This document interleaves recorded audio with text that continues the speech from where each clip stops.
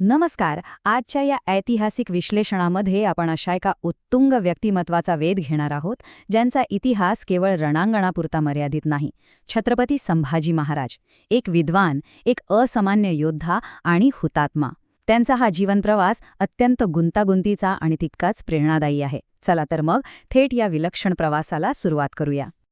आता सुरुवातीलाच एक विचार करा, असा कोणता राजा असतो जो अत्यंत कठीण प्रसंगात शरणागती पत्करण्याऐवजी क्रूर मृत्यू हसत हसत स्वीकारतो? ऐतिहासिक नोंदींमधून समोर येणारा हा प्रश्न अंगावर काटा आणतो, बरोबर? या एकाच प्रश्नातून त्यांच्या अफाट धैर्याची कल्पना येते आणि त्यांच्या या प्रवासाबद्दल एक मोठी उत्सुकता निर्माण होते. खरं तर संभाजी महाराजांचं आयुष्य हाच मुळी एक मोठा विरोधाभास आहे. कसं ते पहा. एका बाजूला सतत चालणारी भीषण युद्ध, राजकारणाचे डावपेच, आणि दुसऱ्या बाजूला एक अत्यंत सखोल तत्वज्ञ आणि विचारवंत. म्हणजे एका हातात तळपती तलवार आणि दुसऱ्या हातात ज्ञान देणारी लेखणी.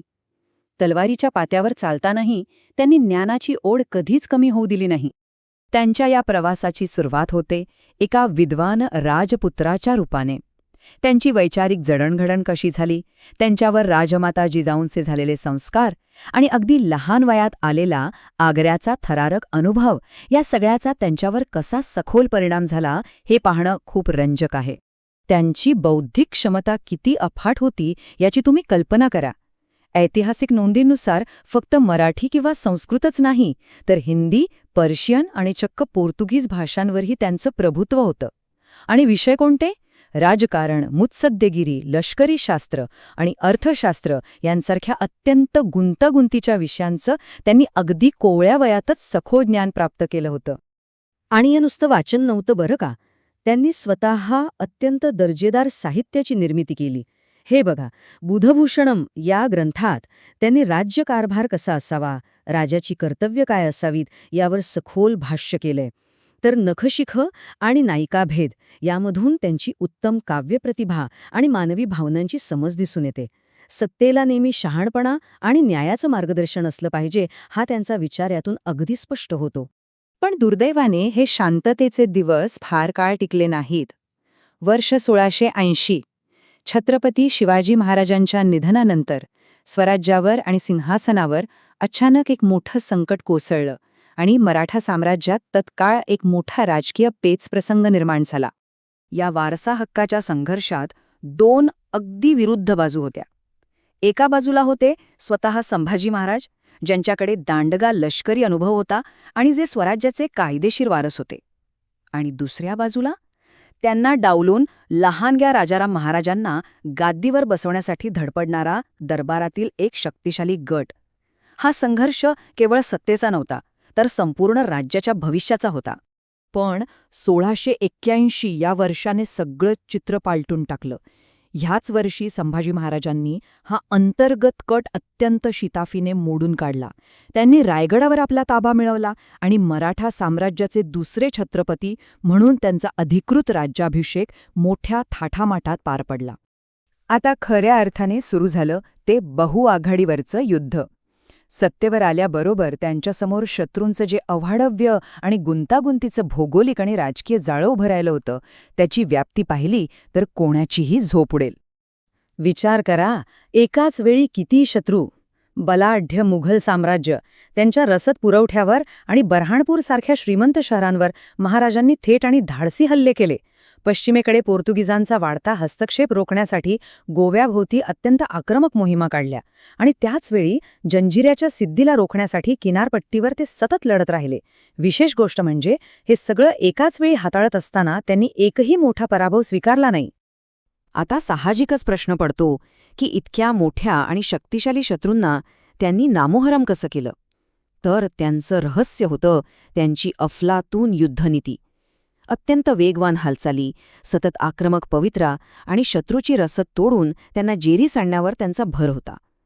आपल्या छोट्या पण अत्यंत चपळ सैन्याच्या जोरावर त्यांनी मुघलांसारख्या मोठ्या साम्राज्यांना सातत्याने गोंधळात आणि बचावात्मक स्थितीत ठेवून अक्षरशः थकावून सोडलं होतं. पण इतिहासाची पाने नेहमीच सोन्याने लिहिलेली नसतात. ऐतिहासिक नोंदींनुसार आता आपण या प्रवासातील एका अत्यंत गंभीर आणि दुःखद वळणावर आलो आहोत. विश्वासघात आणि कैद. वर्ष 1689. संगमेश्वरचा तो भयंकर विश्वासघात. तुम्हाला माहितीये, महाराजांचा पराभव कोणत्याही खुल्या रणांगणावर झाला नव्हता. गणोजी शिर्के यांसारख्या स्वकीयांनीच पाठीत खंजीर खुपसल्यामुळे महाराज आणि कवी कलश अचानक झालेल्या मुघलांच्या हल्ल्यात कैद झाले. स्वराज्यासाठी हा एक प्रचंड मोठा धक्का होता. असं असलं तरी या अंधाऱ्या काळातही स्वराज्यावरील निष्ठा उजळून निघाली.